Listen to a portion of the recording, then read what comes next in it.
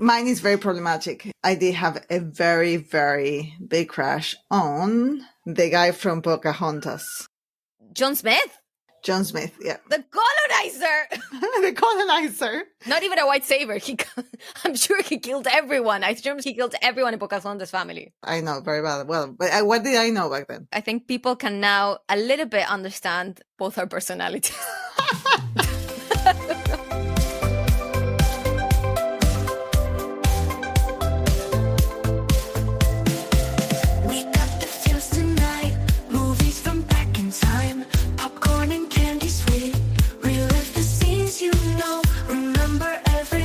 Hola, bienvenidos al episodio piloto de Spoiler Alert Club. Why are you looking at me like that?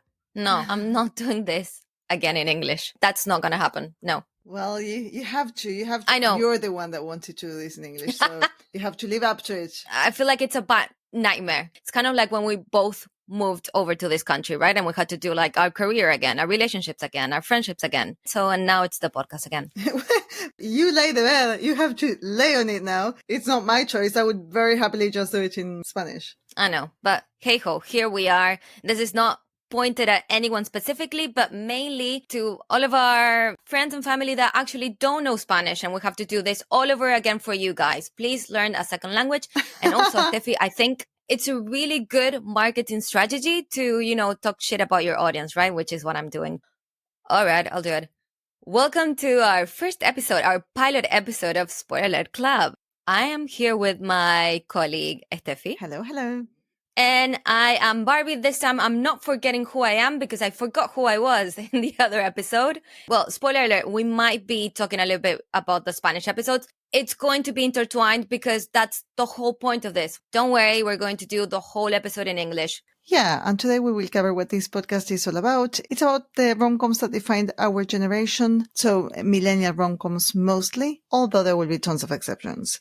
And from January, we will be releasing one episode a month on the 1st of each month in Spanish, on the 15th in English, and that is because Barbie and I live in both languages. Right, so there's going to be some anecdotes in Spanish that you won't hear in the English ones, and vice versa. Actually, I recommend that if you only speak Spanish, try to get someone in English to listen to this one, just in case we talk about you. And if you only speak English, do the same.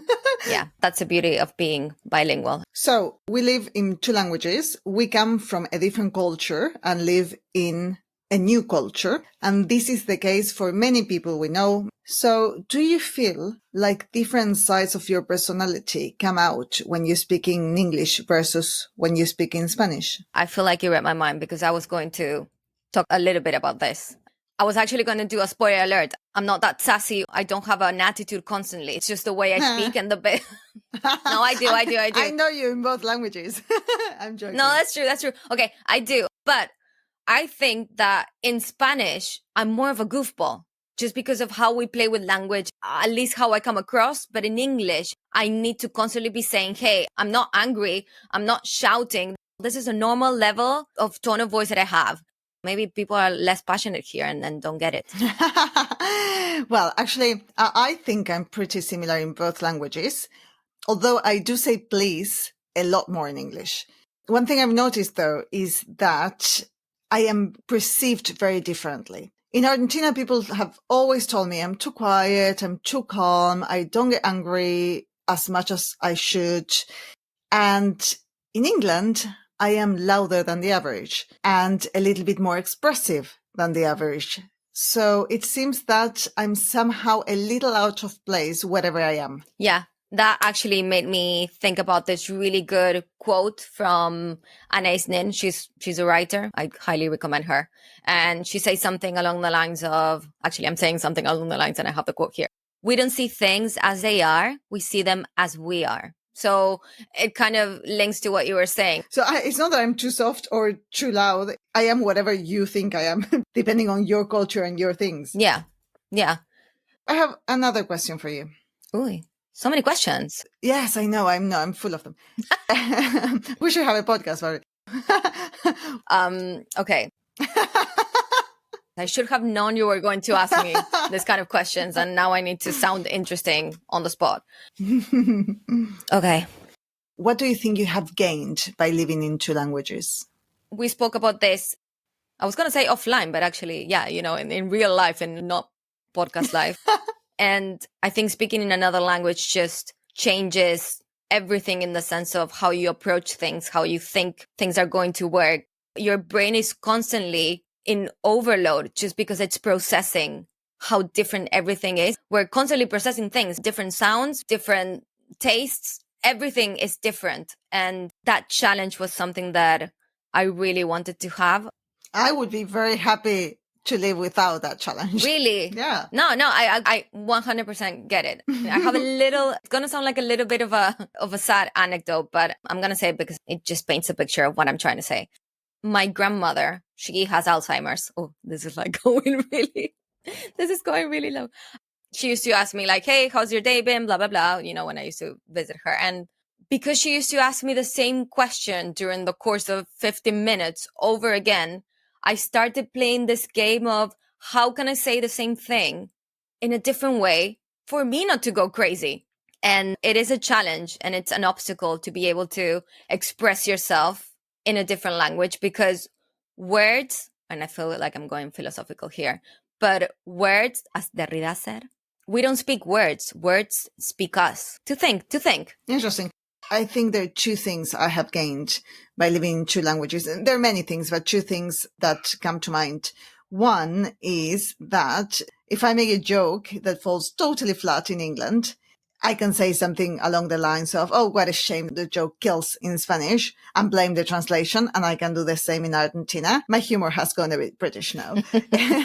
That's just one perk of living in two languages. I'm going to steal that. Yeah, it's very good. Yeah, I mean, basically you're not funny in any language, but you just have a great excuse. That's what I'm going for. And the other one is that being bilingual and living in both languages, I feel it kind of gives you a wider emotional range. And with this, I mean that there are words in Spanish that don't quite exist in English and vice versa. So it's kind of like the chicken or the egg. What came first, the word or the feeling? For example, saying I feel numb is very common in England, and there's not really an equivalent in Spanish. So do I feel numb more frequently now that I can say it? Even, for example, empacho in Spanish. Empacho is when you have a stomachache because you ate a lot of the same. Yeah. If I know that word, am I more likely to feel? It's a conversation for another episode because it would be quite long. I don't have the answer, but I do feel that I am maybe more aware of certain feelings because I have access to a wider vocabulary. I was just thinking, you said empacho, which is like this really good word. A word that I constantly ask, like, how the fuck do we say this in English? Because it doesn't exist. Empalagado. How do you say that? Actually, it's similar. It's similar. Yes. Empalagado is basically when you eat a lot of dulce de leche. Dulce de leche is like the greatest thing on earth. So basically, in Spanish, we eat a lot of the same thing. So we need a word to talk about what happens when you eat a lot of the same thing. Yeah. But yes, being bilingual, it's kind of like you have different drawers in your head and you can like go and grab the word. That is a challenge. Instead of 4 drawers, having to have 8 drawers, and then you have 8 different drawers to pick a word. So you think it kind of gives you, what's the word? Analysis paralysis? What is it? Analysis paralysis? I don't know. It sounds like hocus pocus what you're saying. Yeah, but hold on. I'm gonna say it right. Analysis paralysis. It is analysis paralysis, yes. So it could lead to overthinking. That's what you're saying. Yeah, and that is what I think I have most of the times at Estefi. Instead of actually being like, oh, look how many new words I can bring to my emotional language, which is great. Sometimes I feel like I invent words. And it's funny because it's like, hey, I have enough words. I don't need new words. But at the same time, it's like, you know what? Because I have language A, language B. This became like such a thesis podcast. But language A, language B. I feel like I need language C to be able to put together what I actually want to say. Okay, so back to the episode, Barbie. You can follow us on Instagram at the Spoiler Alert Club. We used to say that's all because we're too young for Facebook and too old for TikTok. But then I found out that Barbie actually made us a TikTok account. So I guess we have gotten younger since we last recorded. Yeah, so we just knocked off a few years of us by just creating TikTok. Just follow us. We're just uploading over there. Yeah. We either grew younger or we motivated Silicon Valley to release another social platform for Gen Zs because millennials are hanging out on theirs. The same happened with Facebook, right? When our parents came to Facebook, we ran to Instagram. Now our parents are in Instagram. We are running to TikTok. Yeah, you know what happens actually? It's not that our parents, it's that we are parents. We are the parents. Yeah. Yes, you are right. Yes. Barbie, time for the glossary. Okay, I'll dive into some key terms that pop up constantly in rom-coms. Most of them, I think, are so used in day-to-day life that I don't think I need to go so much into depth. Okay, so I'll start with the first one. This is Manic Pixie Dream Girl. This is a quirky, free-spirited character, generally or mainly female character, that helps a male protagonist rediscover his zest for life without having her own developed narrative. Which sometimes that character can get quite dark, as we have seen in films like Sweet November, in which the female character is there to make the life of the male protagonist better, and then she dies. That's her only objective in the film. Oh, done, die. Yeah, incredibly perverse. Yes. I think the most recognizable Manic Pixie Dream Girl can be Zooey Deschanel in anything that she does, specifically in 500 Days of Summer, which is also very problematic. And that is a film we're going to have in this season. So stay tuned. Oh, brilliant. I had forgotten. Yeah. The next one is DTR, Define the Relationship. So I love that one. I didn't know that. Essentially, this is a conversation or a moment where two people clarify the status and direction of the romantic relationship. So this is something that happens to us in real life as well. Always. Yeah. My DTR in my current relationship was not a question, but an affirmation. I kind of said, "You're my boyfriend." Yeah. And there was no scope for anything else. I know, but as we discussed in the Spanish episode, many times it's not about the who are we, where is this going? Maybe it's not so much about that for everyone all the time. But at some point in a relationship, especially in long-term relationships, you kind of need to have that conversation, even if it's about, I don't know, do you want to have kids? How do you manage your finances? Yeah. Then we have the BRG. The big romantic gesture. Why am I using acronym? The BRG is the big romantic gesture. This is a grand, heartfelt, often romantic and dramatic, very romantic actually, and dramatic act that one of the characters does to declare or prove their love to the other. We have, again, one of my favorites, which is Heath Ledger, aka Patrick, in 10 Things I Hate About You. He just sings a song in the middle of a football practice for Kat or Julia Stiles. I would say the authorities, the police, but it's actually like the school police. I don't remember. Somebody's trying to the school police. Yeah. The school police patrol. I don't know. Someone is trying to grab him. And let's not forget that this was an inspiration for the dance the Joker does in the film The Joker. Oh, I did not know that. So there's many more other definitions and tropes that we have in rom-coms, of course, but I'm just going to focus now on the last one, which is the meet cute. This is a charming or amusing first encounter between two characters, and this sets the stage for their romantic relationship. So you can think about Notting Hill when suddenly Hugh Grant and Julia Roberts crash and meet in the street. I say crash because I think he spills coffee on her t-shirt and that's how they meet. Or when Jesse meets Celine on the train and says to her, come with me to Vienna. I'm not a psycho. He actually does say, I'm not a psycho. If I'm a psycho... You can get on the next train, yeah. So I think this is a good moment to talk about our meet cute, Estefi. Yes. We are both from Buenos Aires, Argentina. We both grew up in the same neighborhood, pretty much. We went to the same university, but we didn't meet until we were both in the UK, working at Pinewood Studios. Yes. It's one of the most well-known film studios in the world. It is the most well-known and prestigious in the UK. It's James Bond's house. Exactly. My office overlooked the 007 stage. That is true. Star Wars was filming there when we were working there. I think even Paddington 2, if I'm not wrong. I don't remember Paddington, but yes, Star Wars was really, really big. I have fond and beautiful memories of going for a bite, walking to the canteen, and you had the stormtroopers without their helmets off, and you could see the guys just smoking with half stormtrooper, half human kind of appearance. Yeah. And you would just like walk. Another film in itself. Another film in itself. It was such a magical place to be. I agree. It was like living and breathing film. We say it at the same time, not on purpose. Film.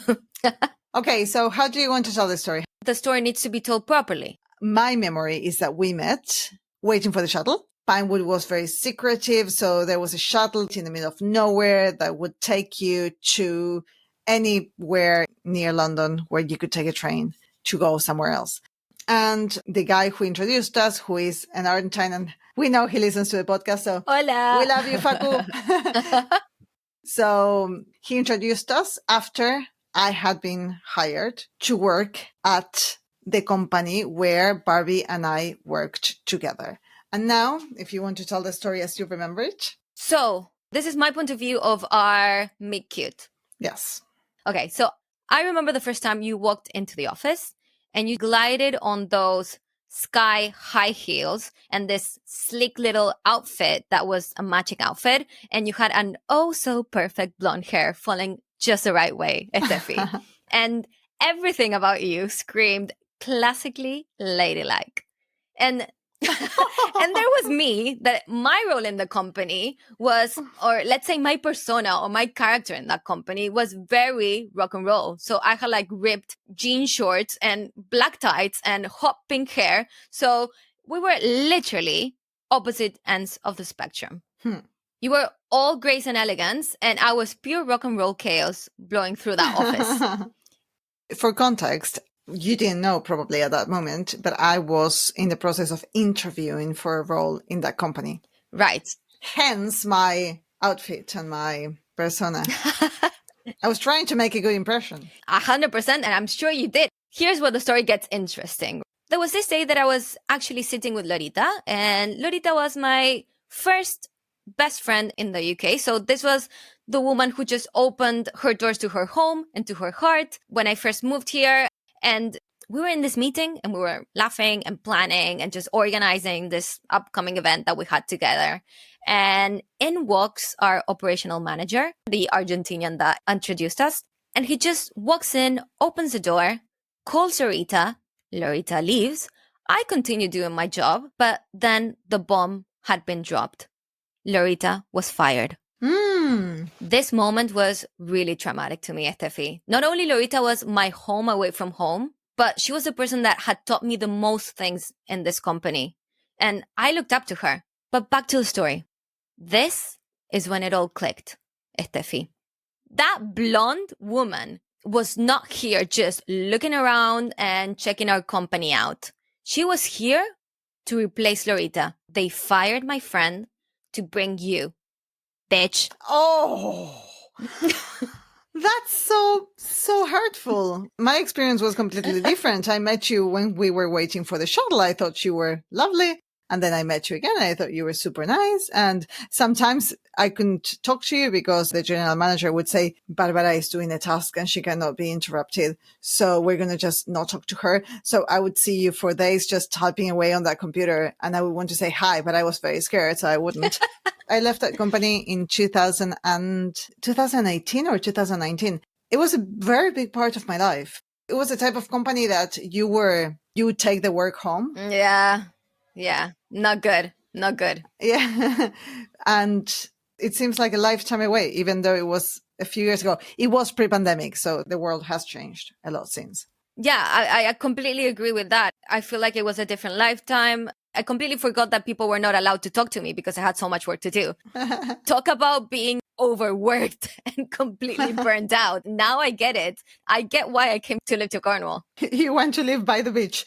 I, on the other hand, took a completely different path. And now I work in the corporate world, which is very, very different. But in the UK, as opposed to in Argentina, in many jobs, they respect your hours, Yeah, you know. Definitely. Anyway, thank you for sharing that. Do you like me now? Yeah, Estefi, You know how much I love you. You're one of my closest friends. This is for anybody that's like wondering, like, what happened? Because I feel like that story was pure, unfiltered, fiery resentment, which it was. But you know how much I love you. You're such an important part of my life. I think I'm also an important part of yours. Now that I know this, I have embarrassment in retrospect. I would go and say, hey, Barbie, how are you? And now I know you were thinking. Yeah, that bitch. Yeah, exactly. I'm so politically correct that I couldn't say that. All right. So another question for you is, why do you think we landed on a podcast about rom-coms? I think rom-coms, and also the reason why we chose them, is because they give us so much material to work with, and they just let us talk about so many topics that we were already discussing via WhatsApp anyway, like relationships, love, life, all that philosophizing we've been doing over the years. And this is just because, well, you live in London. I moved to Cornwall now. So at some point, our relationship did become long distance relationship. And what we did to manage to keep this relationship, this connection, was mainly, sending each other voice notes. And that was our way of staying close. And all of this topics that we were talking about, we were trying to give them this kind of framework, because at the end of the day, we're both type A people that we really like having a project going on. We like giving a little bit of a structure to what we do. Yeah, I may be having too many projects at once, but yeah. Yeah, I mean, I don't know you. I'm a type A person that really wants to be a type B person. And that's why I moved to Cornwall, because I want to chill the fuck out. You can never take the type A off the type A, right? So yeah, I think that romantic comedies are the perfect excuse for us to dive into all the themes that really matter to us, basically. Yeah, absolutely. For me, there's also a nostalgic element to it. I grew up in the 90s and early 2000s, as did you. And I feel that the 90s and early noughties belong to the romantic comedy. So rewatching a rom-com now, rewatching a rom-com I watched when I was, say, 19, is also a way of revisiting my life then. I completely agree with you. On the other hand, there's a lot of horror in the world, especially nowadays, in the content we consume as well. So rom-coms give me a much needed escape from all that I particularly find crucial in order to preserve my mental health. 100%. I think something that we spoke in the Spanish episode was, I mean, they're not sponsoring us. So should I say the name of the Red N, or should I not say what the red N is? The Red N. You can say Netflix. Okay, Netflix. Netflix is constantly uploading I know the same thing all over again. If I see another motherfucking serial killer documentary, I'm gonna shoot myself. But it is widely consumed. There is an audience for that. It is much more common to meet someone, fall in love, have kids, have a family, etc., than to go out and be murdered by a serial killer. However, if you look at the content that Netflix is offering, it seems that it's the other way around. Yeah, 100%. You say that there's an audience. My take is they all need to be in jail. As well. No, it's insane. I mean, if I didn't know my partner is such a nice person, I would be like completely horrified that the things that he watches. I know. Having studied film, having made film, I think can give you another take on how content is designed for audiences. So is the audience really wanting that content, or are we designing that content and the audience is just eating it like a Big Mac? That is a very interesting point. Yeah. That is very, very interesting. Yeah. Okay. Shall we move on? We shall. Okay. Is there anything that you want to take off your chest? Yes, I think I'm going to bring this topic that it's a very relevant topic, specifically for us millennials. This is the whole Disney thing with romantic love and how Disney movies are a cause of unrealistic goals and expectations. Yes. How what we saw in those movies could have actually ruined our lives. And if you're a woman and you're in a Disney film, your romantic life is absolutely everything. Yeah. I just wanted to bring to the table this Spanish writer called Brigitte Bachazo. She is known for one of her essays on monogamy, and she talks about how this is a social organization system. Mm-hmm. She's presenting romantic love by Disney as something that is harmful, toxic, and even dangerous. Yeah. Dangerous because the romantic love that Disney presents in its classics perpetuates this idea of one true love forever. And the female characters are always waiting for them to be rescued. And their only personal fulfillment just hinges on finding their true prince, Literally, in The Little Mermaid, Ariel transforms who she is, giving up her voice, her entire world. I mean, just think about metaphorically what the voice means, to lose your voice, to lose the ability to express yourself. But she gives up all of this for a man she barely knows. Who are you, Eric? Yes, and this is in dialogue with an essay that I'm going to recommend at the end by Tamara Tenenbaum, an Argentine writer. And in this essay called The Female Version of James Dean, she explores the idea that in certain historical contexts, the only form of rebellion available to women was love. Oh, absolutely. And this could be linked to what you're saying about The Little Mermaid, which I haven't seen in years. But from what I remember, it seems like love is the only way that she can abandon everything. And when it comes to love, there are no questions. Yeah, 100%. However, I've always thought that if there's The Little Mermaid 2, Ariel is living in the human world, married to Eric, but then she meets someone who makes her laugh, and it's 100%. like, yeah, goodbye, Eric. Yeah. And I can't help but imagine this dramatic scene where Ariel turns to Eric and says, I gave up my whole life, my family, my home in the ocean, my watery ass. Yeah, and then she goes away. So that's my theory about The Little Mermaid 2, which probably exists. Oh. We talked about this in the Spanish episode. We were saying, who cares about Eric? And then my sister said to me, actually, Eric saves the dog, so I would care about Eric. Yeah, I think the redeeming quality was found by your sister. Hi, Di, we love you. And thank you so much for engaging. So my favorite Disney film was The Little Mermaid. And having said that, I'm such a feminist, and having brought up that Ariel as the first example of someone that just gives up everything for a man she barely knows. He's not even funny. He's not even good looking. But for me, The Little Mermaid was not a story about losing her tail and wanting to meet the prince. It was not about my life lacks purpose and direction if I am not with Eric. Oh, Eric, Yeah. For me, the story about The Little Mermaid was a story about a woman who wanted to know more, wanted to educate herself of what there was out there beyond her regular lifestyle and world. Mm-hmm. So as much as I love this movie, it makes me think about how curiosity is depicted also as an inherently feminine trait in literature. And if you think about this very well-known book, this great fantasy book called the Bible, I'm sorry. I'm sorry if I, offended someone. This is not a politically correct podcast. I think if one of us is more politically correct than the other, that would be me. Yeah, I know. So if you look at the Bible, you have Eve and her curiosity that led her to eat the forbidden fruit. If you think about another character that's also well known with some similar storyline is Pandora and Pandora's box, and how curiosity became the symbol for chaos and punishment. So there is something out there about women not wanting to stay on their side of the track and wanting to know more and get more educated and have more of an understanding what's going on out there, that becomes something that is negative and punished to these characters. And I was thinking, lastly, just because I saw it a few weeks ago, this is absolutely what happened with the witch trials. Oh, yeah. These women that had a different way of doing things, that were maybe loud, that maybe didn't adhere to the norms of the time, that were actually doing some chemistry experiments, maybe. We don't know. And that had a job. That didn't want to stay at home. They talked to each other. I mean, there's so much chauvinism in all of these narratives about curiosity and women that for me, The Little Mermaid was just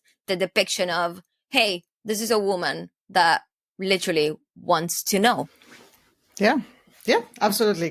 Okay, so before we finish with Disney and we move to what I want to take off my chest, is there any other Disney film that you think really made an impact on you growing up? I think The Beauty and the Beast. Too many problems with that film. I mean, that woman falls in love with her captor. Yeah, so it's Stockholm Syndrome, right? Yes, and it's a beast. And it's a beast. But the competition of the beast was this guy who would be in the gym taking selfies for dating apps. Basically the gym bro. The gym bro, that's right, yes. Yeah. The gym bro of our times. Yeah. Still, between gym bro and a beast, I might pick the gym bro in this case. Oh, really? Well, between the gym bro and a beast. He had a library. Yes, but he was a beast who kidnapped her. I saw this study actually a few weeks ago. And when I say study, I mean, I saw this on an Instagram account about memes that said a study says. So these are my sources, okay? But this study was saying this is the most attractive trait or skill women see in men. Again, we're thinking about hetero-cis women, hetero-cis male. Cast your mind into that kind of frame. So what do you think is the number one trait women find the most attractive in men, according to this study? I think that the most attractive trait is that they can, we say in Spanish, que resuelva, that they can solve things, that they can come up with solutions and let's lead together. It's just so funny how that is number one in actual women's lists. The study didn't say that, but in actual women's list, aka you and me, I think I said que resuelva. Assertiveness. So what is it?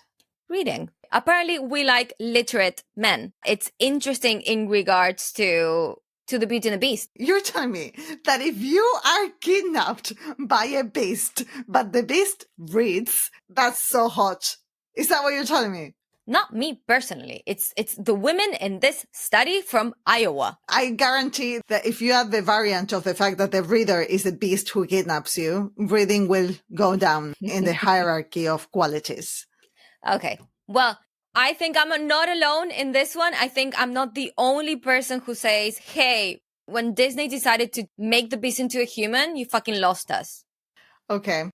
Who would you choose? Mine is very problematic. They're all gonna be problematic. Come on. I mean, for me, the least problematic of all of these millennial Disney Prince Charmings is the Beast. So whatever you tell me, I'm gonna be flabbergasted. I did have a very big crush on the guy from Pocahontas. John Smith? John Smith, yeah. The colonizer! The colonizer. Not even a white savior. I'm sure he killed everyone. I assume he killed everyone in Pocahontas' family. I know, very well. Well, but what did I know back then? I think people can now a little bit understand both our personalities. I've just realized that John Smith is played by Mel Gibson, which is even worse. Anyway, I'm going to move to what I want to take off my chest. In preparing for this episode, I watched a film released last year called Anyone But You. Yeah. And I heard lots of reviews saying that this film meant the rebirth of the rom-com. Oh! Yes. And to me, the rom-com hadn't really died, but it did get me thinking about the evolution of the rom-com. I love rom-coms from the 90s and noughties, but we have to accept that they were very problematic. Yeah. To say the least. Vanity Fair analyzed 79 comedies from 1931, and the stats showed that in 93% of the films, the characters were white and heterosexual. So representation was really a problem back then. Obviously, there were exceptions, Chasing Amy, Hitch, Kissing Jessica Stein, and many others, I'm sure. But that's anecdotic in comparison to the stats. Gina Davis, as in Gina Davis from Thelma and Louise, has an institute that champions better representation in media. Really? Yes. And their tagline is excellent. It says, if they can see it, they can be it. And I could not agree more. And I will give a personal example. There's a film in the 90s, Argentine film, called Apasionados in Spanish. Passionate is the translation. So stereotypical, seriously, right? I know not all films are named that way. It's just funny that the one that you're going to bring to the table it's called Passionate. Yeah, I can't remember whether I like the film or not, but I do remember that since forever, I have always said that I wanted to be a mother and that I didn't mind whether I was a mom on my own or with a partner. I knew I wanted to be a mother. And one of the things I recently realized is that the first time that I had this thought was when I watched this film in which the female character decides to be a single mom. And goes through artificial insemination. I thought at the time, oh, it's possible to make this decision. It's possible to follow this path. It's possible to have this life, even if you don't have a partner. In the end, this is not a path I personally took. However, it's a small example of how important it is to see different lifestyles represented. And this is small. Imagine how much more powerful this is when we talk about ethnicity and social class, right? So coming back to my point, rom-coms are still very much alive and they're taking another step forward. There's another group that was previously sidelined and is now getting more attention, and that is women over 40. However, things I think are changing. We are seeing films where older women are the love interests of men, often younger men, and these films are doing very well at the box office. So I think women took control of the production studios that make these films, and now we have those films. For example, Reese Witherspoon, Mindy Kaling. Well, Nicole Kidman, I don't know what her deal is, but she's everywhere right now, and she's not playing the frail grandmother at all. No, we both want to see the film Baby Girl. We haven't seen it. Yeah, absolutely, absolutely. On a completely side note, I do wonder, when you see that someone is directing or producing a film, and they're choosing to have a very steamy scene with a certain character that they have to cast and choose, are they enjoying that? How are they making that choice? I'm just going to say that we both worked in the film industry and we both did films. So I feel so bad for admitting this, but when I used to do my team, I chose, well, first of all, I chose my friends because I knew that they were good to work with, and also I admired my friends. I mean, I think all my friends are super talented and I love you all. But I also chose the guys that I thought were hot. to do minimal parts. Nepotism, and that is even... Oh God, shut up! Anyway. Sexual harassment at work. Yeah, I was gonna say. But I didn't want to say it because that was too much. I know. You were young. I was young. And you didn't have that much power, really. No, I'm a, 4'11" Argentinian girl. What kind of power could I have had? A lot. But, yeah. Well, anyway, we digress. Another reason for this change is I think that the audience has evolved. Today's viewers, especially baby boomers and Gen X, they want to see stories that reflect their own lives. And this group has more and more buying power. So studios are seeing that films with older women can actually connect with audiences and be quite successful. Can you imagine when we millennials, in complete denial of the fact that we're around 40, can you imagine if we don't see ourselves represented in films? So can cinema really change how both older and younger generations view aging? And could this lead to better experiences and more understanding?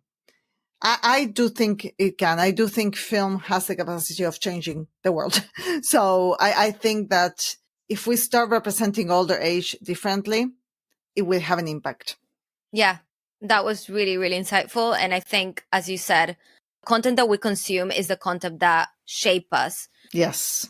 The way we connect with people and the kind of relationships that we have, especially romantic relationships, and how these were portrayed during the Millennial rom-com era and now in a new era of rom-coms is what we want to discuss. Absolutely, absolutely. Okay, so we're going to move to the next part in which we will briefly tell you what our favorite films are so that you get to know us a little bit better. But because I have already said what my favorite films are, and so has Barbie in the previous episode, I was wondering, Barbie, if you remembered what mine were. Oh no, for fuck's sake. So you cheated and you said the before trilogy. So before sunset, before sunrise, before midnight. Yeah. I didn't cheat. It's like one film divided into 3. That's my favorite. Yeah. Cheating. Number 2, I think you said, not in this order. It Happened One Night. Oh, I'm surprised you remember that very well. How can I forget? Then you said Groundhog Day. I'm impressed. When Harry Met Sally. Absolutely. I'm really thinking hard. This last 5th one. Can I have a clue? Yes, it's with someone who has lots of rom-coms. Under the Rain. He's under the rain a lot. High Fidelity. I'm impressed. I'm going to fail so much. Yours are My Best Friend Wedding, Top one. In the previous episode, I gave you a t-shirt of my best friend wedding because I suspected that would be the one. Moonstruck. Oh, the Before trilogy? No. Oh. Barbie, I actually may lose. Those are the only two I remember. Give me a clue. Well, I'm just going to say that this was your game. You just invented this game. I know. I thought I had it, but no. Okay. So you go. I'll just give you very quick clues for the other three. So what did you say? My best friend's wedding, Moonstruck? And that's it? Yeah. When Harry Met Sally. Yeah. Okay. I feel like you don't listen when I talk. You know, it's just your attitude. Okay, so... Plus, I edited the episode, so I listened to that a million times. Okay. Yes. So this is very easy. It's one of my favorite films, and the director is, if not the most problematic director that there is out there. There's a lot of problematic directors, but this one is very prolific, and I really, really love him. Oh, Annie Hall. Annie Hall. Okay, and then the last one, it has someone that we both love. This podcast is basically an excuse to talk about him. It's not a Before trilogy, so like forget about the Before trilogy. I don't have those ones. But it's him. There is Ben Stiller directing this film, and we have Winona Ryder. Oh, of course. Reality Bites. Yeah, so there we go. Okay. Yeah, very good. Okay, well, so I got there. Okay, so now let's go to our quick round. Let's do it. In the previous episode, we did Best Kiss. Do you want to tell people what happened? Yeah, I got really heavily judged by you. That's what happened. Yes. I got depicted as this horrible, deviated person because I chose really romantic kiss, which was a little bit over the top, I know. I chose a beautiful kiss between Jessie and Celine in Before Sunrise. It's right before the fortune teller reads their palms and tells them that we're all stardust. And Jessie tells Celine, come here, let me tell you a secret. And he kind of gently steals a kiss from Celine, which of course she accepts. It's beautiful. Now, Barbie has a different style. Yeah. She went with a kiss between Nicolas Cage and Cher in Moonstruck. And we're going to play the clip from the Spanish episode. I react in Spanish, but it doesn't matter because I think my reaction speaks for itself. 100%. Yeah. It's a multilingual reaction. Yeah. Why are you marrying Johnny? He's a fool. Because I have no love. But it's Moonstruck, no? Sí. He made me look the wrong way, and I cut off my hand. He could make you look the wrong way. You could lose your whole head. No vi esta película. I have to become a bride. A bride without a head. A wolf without a foot. Oh. Barbie. Pero es un beso muy agresivo este. Wait a minute. Oh, me muero. Es muy pasional. Taking me. To the bed. Okay, hay consentimiento clarísimo. So, Barry, what are your thoughts now after the clip has been played? What do you think about this? This is my favorite kissing scene. So it is overly dramatic. It is outrageous. Yes. There is a lot of passion and emotional reaction from them both. It's funny. It's ironic. It's kind of taking the piss of all of the best kisses in rom-coms. It's taking the piss on what a rom-com should be in a way. Yes, it's a little bit violent. Yes, there's a little bit more anger than in your little kissing scene, but I still stand by it. Okay. So instead of doing that question again, our second question is which romantic gesture would work with us? Now, Barbie, I must say that I'm asking this question with fear. Oh. Because I have a feeling you're going to say Antonio Banderas in Tie Me Up, Tie Me Down, you know, the one that he kidnaps her and keeps her locked up until she falls in love with him. No. So it's Antonio Banderas. No, I'm joking. No, it's not. No. Can I just, I need to separate a few things here. I'm not into Stockholm Syndrome, first of all. Please. I don't know. I'm not. I just like the Beast in the Beauty and the Beast because of of him, his personality. And you like Nicolas Cage kind of grabbing Cher and throwing her to the bed. So there's something there. Yeah, I think it's romantic. That's what I'm going to say. Go on. What gesture would work? I think what really would work with me is any over-the-top romantic gesture. I'm kind of like a sucker for all of this. If I have to give you an example of a film. Yes, please. Well, this is going to sound a little bit stupid, but just think how big it is to make a fool out of yourself when you're in high school. And I think you know where I'm going with this. Oh, really? Can't take my eyes off of you. Yeah, Heath Ledger in 10 Things I Hate About You. I mean, he's not making a complete fool of himself. No. Because he's nailing it. Yes. And also he has that contradiction. He's kind of the tough guy that also has a sensitive side. Can you see a pattern here? Can you see the Beauty and the Beast? Can you see Nicolas Cage in Moonstruck? I certainly can see a pattern. Yeah. In my case, is in He's Just Not That Into You. Jennifer Aniston's character really wants to get married. She's with a character played by Ben Affleck. Yeah. And Ben Affleck is great in the film, but he doesn't want to get married. And that's why they decide to part ways, because they want different things. But then I don't remember who dies, but someone in Jennifer Aniston's family may die, and she goes back home and she sees her in-laws who are all married, and the men, so her brothers-in-law, suck. And instead of helping with everything, they're just eating crisps and watching football, and they're completely not supporting their partners. And then she looks to the house and she sees that Ben Affleck has come to do the dishes. And she realizes in that moment that maybe their relationship works, even though they're not married, it works better than the ones that are married. Yeah. So she decides to give him another chance. And I think that's beautiful. As you can see, you love huge gestures. I'm more in the low key, just do the dishes. Quiet gestures. Your bar is lower, maybe. Yeah.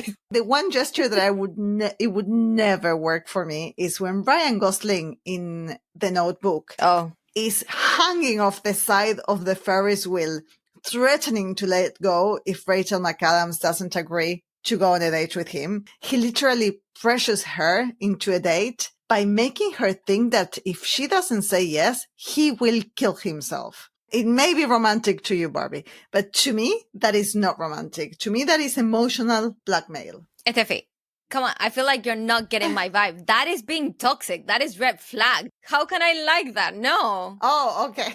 The Notebook as a whole film is so bad. Yeah. And the director of The Notebook is John Cassavetes' son. Okay. See, actually, Gina Rowlands is the older lady. Anyway, best quote, Barbie. The moment where Tom Cruise, in his very Scientology ways, is crashing into Renée Zellweger's, I think it was Renée Zellweger's house. Yeah. And he had this moment, you know, this typical moment where men realize you are the woman of my dreams, and maybe they haven't actually put it into words, but it's that moment. And he goes running. Well, maybe he's not running, but this is how I think about it. But he's giving her all this speech about why they need to be together and that he loves her. And Renée Zellweger is already, shut the fuck up, Tom Cruise. Shut the fuck up. You had me at hello. Iconic. It's so simple and so effective. Yeah, so simple and so effective. My one is when Celine says to Jesse in Before Sunset, the second film, you're gonna miss that plane. Nice. Favorite best friend? George from My Best Friend's Wedding. Who is an impossible friend, by the way. He doesn't exist. No, he is kind of the quintessential gay best friend that existed in the 90s, 2000s for women. Remember? Will and Grace, Yeah. My Best Friend's Wedding. You always had that best friend that you were a little bit of a... Oh my God, that word, Barbie, no. Okay, we won't say it. You can say bitch. I won't say it. I can say it again. Or we can peep peep. Okay. So essentially, George is the best friend that if you are an insufferable bitch, you basically want to have as your best friend. So someone that is just going to be there for you no matter what, because at the end of the day, you know, you're the main character. Brilliant. Mine is, do you remember in The Holiday that Kate Winslet befriends an older man that lives next to the house she's renting called Arthur? And Arthur used to be a writer in the film industry, and he tells her the whole theory behind the best friend in films and says to her, you are acting like the best friend in your own film when you're the main character. And that empowers Kate Winslet's character to go get it all. Perfect. Finally, who's your best antagonist?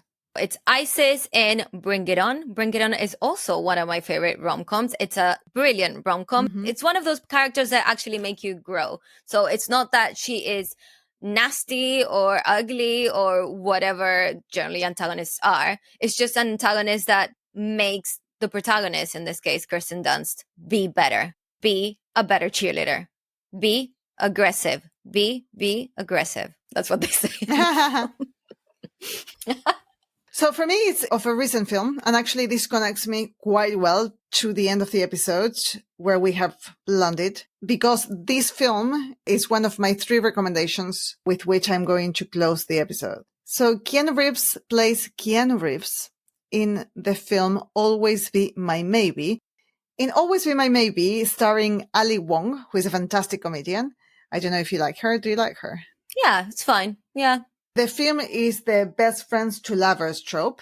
And at one point, her character starts dating someone new, and she invites her best friend, who is not her lover yet, and another friend to dinner with her new boyfriend. And they go to this super pretentious restaurant, and then in walks Keanu Reeves, playing a hilarious, exaggerated version of himself. And we all know that Keanu Reeves is considered to be one of the nicest and kindest people in Hollywood. So it's even more fun because of that. And he plays this villain who is very pretentious, and it adds very good social commentary as well. And with that, we get to the end of the episode, Barbie. Is there anything that you'd like to say at the end before I do my 3 recommendations? I'm just amazed that we managed to do this whole episode in English and we didn't bore each other. I had a great time. Yes.